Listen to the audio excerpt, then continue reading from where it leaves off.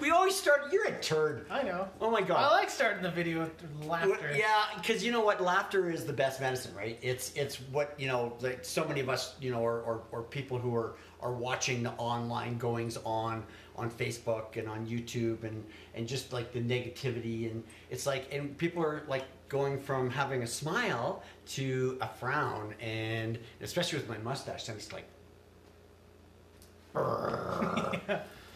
Anyways, we came on to discuss the dads that want to have a better relationship with their dad. with their own fathers. Yeah. I mean, how many times have you seen? And this isn't just about fathers and their sons. They're like this often. I mean, this is for mothers and for Daughters as for well. daughters. And it was Amy who actually was the one who brought that to our attention. We were like, oh, we didn't even think about the moms, and we're just kind of more, because we're a father-son team. Yeah, we are a father-son team. And so, bringing two fathers so that they can have that relationship with their father, so that you have your son, I'm shorter than he is now, so looking up to... I knew that was coming. That's good. That was actually really good. I like it. Anyways... So, I like this. I'm going to lord over you. Well, one of the things that I did that I made sure to do when my boys were growing up was I always took a knee with them. And a lot of people go, what do you mean took a knee, right? And it's kind of an old hockey expression where you see the coach, he kind of drops down, and he kind of lands on his knee, but he's got his knee pads on, right? He's got skates and everything. And he drops down, takes a knee, and he talks to the hockey player, the little mites, right? The little guys. And he talks to them so that they're eye to eye. And that's what I did with my sons. And so that, anytime they had something going on, they were all upset or ticked off or whatever was going on with them, I'd take a knee and just have a conversation with them. And the biggest thing that showed me, too, was that my father wasn't, some high and mighty, you got to talk up to me kind of thing. He was on the same level I was. Yeah, and this really comes out of my own... Even though I'm bigger than him now. I'm just going to be nice. Where's that meter stick? Pretty much. Because it came out of my relationship with my father and watching my father, talking to my brother and just literally looking down at him, pointing his finger and talking down to him and lording over him. And the same thing with me. When I was a young guy, I just really totally made up my mind. It's like, well, if I have kids, I mean, I didn't even think I was going to make it to 30 for God's sakes. But I did, thank goodness. And I had him when I was 32. Yay! But it was like, I really, I sat down and I literally, when, we were first, my former wife and I were pregnant with Keaton, I actually sat myself down and had a conversation with myself and asked myself, literally gave myself a talking to about what kind of a man am I to be to whether it's a girl or a boy. Because at first, obviously, we didn't know. But it was like, and I really got my values in place. I got my who am I and what am I going to and who am I going to be to my child, and then eventually children, and it was about being honorable, having integrity, being my word, and demonstrating to them that this is how you act as a man, this is how you act as a father. And it wasn't because I was being right or I was better, okay, I was better. All right, I just have to throw that in. But no, it was about, and I don't think a lot of fathers do that. I don't think a lot of mothers do that. I think it comes also down to it's a little bit of legacy when you have kids. Because it's not just, being a father and teaching them how to be a perfect adult and, they screwed up, let's teach them that lesson and, here's how I learned this and here's how, it's not just that process. It's about the legacy of how can I, myself, pass on, because I don't have kids yet. But even I have started thinking, when I do have kids, how am I going to teach them about when they fall and scrape their knee, when their first heartbreak, How do I teach them that this everything's okay, it's temporary, this will pass. And instead of getting angry or upset or crying and everything or whatever, because kids do that. Kids are going to go through that range of emotions every time, every instance with anything that goes on. Failure, happiness, sadness, all of it. It's about imparting the legacy of who you are to us, who I am to my kids. And that's that's legacy. Well, and to take off on that's really excellent, Keaton. And to take off on that, it's about, you know, when when you remember those pictures we were going through, and here was your knee all scraped up on the side and on the front, and your elbows, and it was, you know, I remember that specific time you coming off your bike, and no, that wasn't the time we came down that great big hill. Great gravel hill. Yeah. This is when you were. I remember having that conversation with you, and you're like, I hurt, my knees hurt, my elbow hurts, and I think you even skinned the side of your head, and I said, the conversation with you was about having you understand that there's going to be a lot of skid marks in life. There's going to be a lot of times where it's like life hurts, and you pick yourself up and you dust yourself off and you put a Band-Aid over it. You continue on. You get back on that bicycle. Yeah. And I think that's something that a lot of people have lost sight of, you know, and especially in their relationships, getting back to the original point, which is, you know, would you like to have a great relationship with your father? Well, you know, your father, it's just like my dad, Grandpa.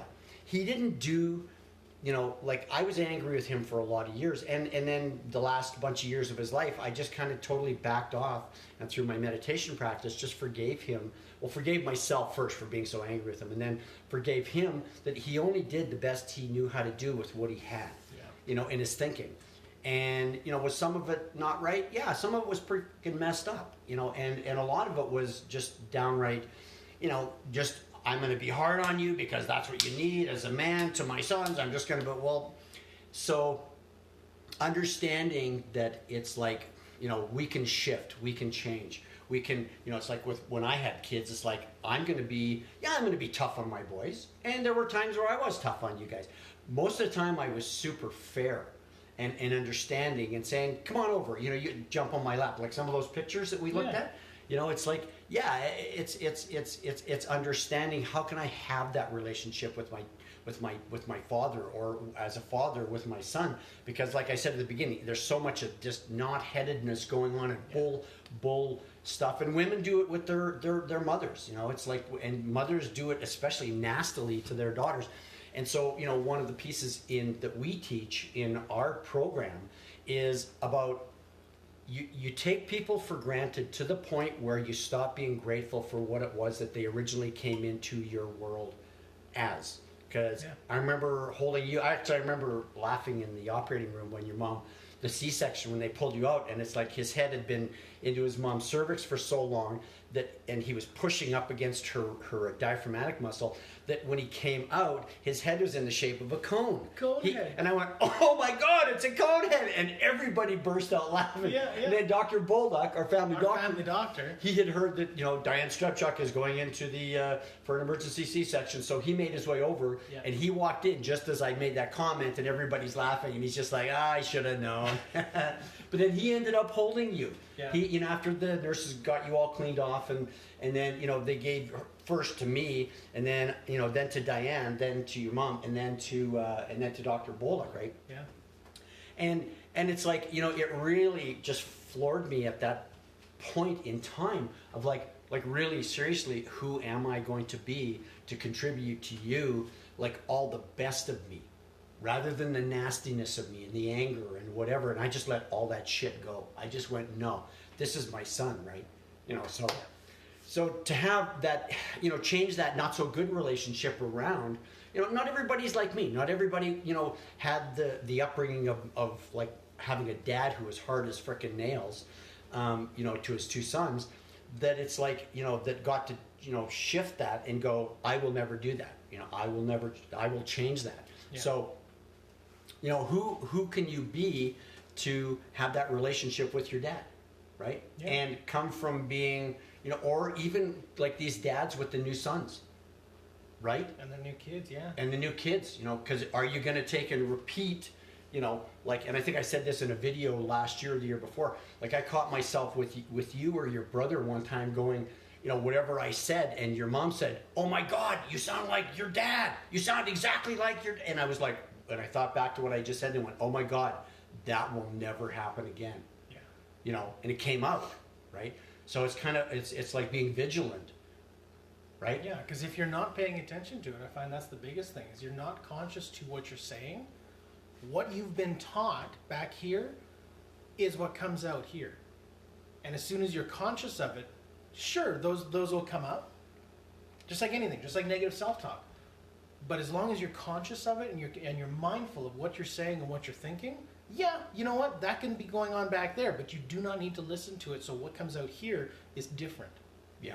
Yeah. And it's what your intent is. Yeah. Yeah, exactly. You know, Yeah. so and you know, one of the things that we teach is about we all come from, we've got this blind spot that we have this conversation going off, and that's often where, you know, it's an automatic response, right?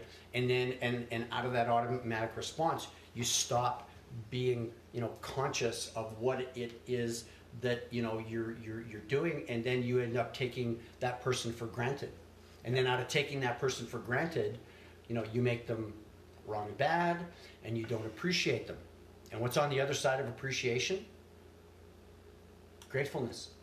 Gratitude. And you start being grateful, like, in, you know, so many relationships can be saved, you know, between a man and a woman that are married. And, you know, I've often thought about this, can be saved by just going back to, what did I like about her when I first met her?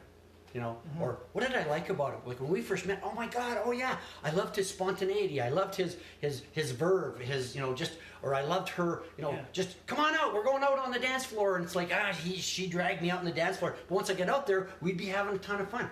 Starting to appreciate, starting to look for what you're grateful for, you know, and this goes back to parents as well. Because, you know, I know it took me, you know, meditating and becoming, like, practicing Buddhism for so many years to realize it's not just about letting things go. It's about appreciating some of the stuff my dad did. And that was the last, 6-7 years of his life where I started to actually appreciate, like, him taking me out to a drilling location, just him and me. Yeah. You know, when Grandpa and I made he said, pork and bean sandwiches. Yeah, he said, what do you want for supper? And I said, can we make pork and bean sandwiches? And he went, heck yeah, sure. So I got the bread out, warmed up some pork and beans. Yeah. You know, so, or taking us fishing, or, you know, all the trips that they... I was going to say, all the trips during the summertime. Yeah. You know, when, you know, I didn't find out until I was quite a bit older about, you know, how, like David Smith and Richard Smith and Doug Brisson and all these guys, and they went, yeah, you guys were always gone. You guys, your mom and dad took you guys and you left for 2 weeks. You guys were gone every summer, and you guys went on a summer vacation. I never had a summer vacation. We didn't, you know, we go to Wabamun Lake or like for a day, but we never went on. You guys went on actual, and I was like, holy crow, wow. That's what my dad and my mom provided for us, right? You know, so I started to appreciate, and then I started to be grateful. And then, you know, the last bunch of years of his life, you know, we had a pretty good relationship. It was because it's like, wow, he's not being an ass. He's making an effort. So, anyways, just wanted to come to you with that. Yeah. You know, if you're interested in learning more about what our course is on conscious communication, drop a comment or send us a DM. Yeah, love to have a conversation with you about it. Seriously. Okay. Have a great day, guys. Yeah. Love you. Take care. Bye. Bye.